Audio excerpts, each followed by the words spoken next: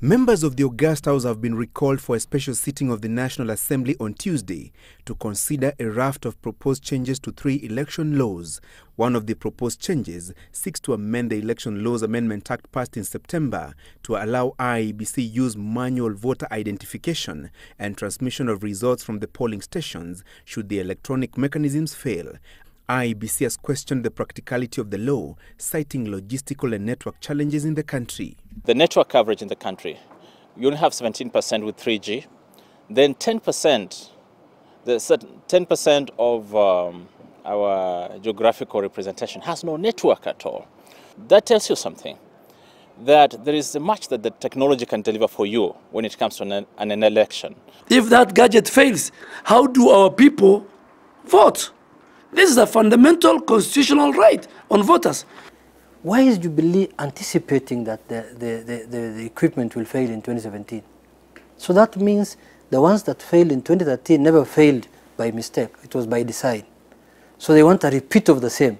Exclusive use of technology in the upcoming polls was one of the agreements reached between the ruling party and the opposition during the joint Parliamentary Select Committee dialogue.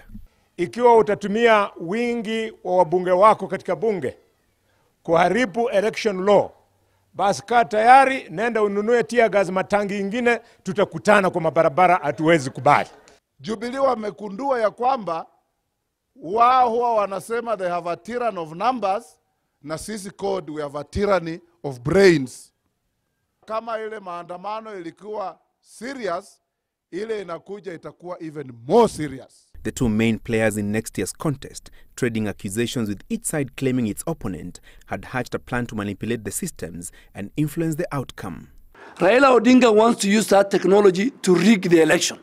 And Michael Yard is part of the grand scheme to use technology to rig in Raila Amolo Odinga, so he has to use foreign mercenaries and ultimately become a puppet president. We have no interest at all in IEBC. We have no interest in anybody called Yard.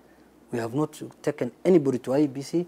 The only thing we want is IEBC to guarantee us that there will be free, fair, transparent and accountable election. CORD lawmakers will convene tomorrow to strategize on how to tackle the proposed changes to the electoral laws, setting the stage for a showdown. Na mipangilio ya kufanya uchaguzi iko na inaendelea. Kwa hivyo tusibabaishwe na hiyo maneno. Hawa watu wawache kutisha IEBC. IEBC ni wa Kenya. Na kama hawa wengine wanajiona wao ndio wanaweza zaidi, wange apply wakuwe commissioners ama wakuwe clerks. Other changes lined up for debate on Tuesday include the postponement to 2022 of implementing a clause in the Elections Act requiring that all parliamentary candidates be holders of at least a university degree, and diplomas for MCAs. The members of parliament will also deliberate on a proposal to remove campaign expenditure ceilings, even as CORD raises questions on the award of a voter register audit tender to KPMG. The forensic audit of the voter register was to be concluded by the end of last month. All this to ensure that there was a clean and reliable voter register that Kenyans can use as they head to the ballot in August next year. But the fireworks between Jubilee and CORD likely to delay the process even further, even as IEBC races against time to beat the very tight electoral timelines.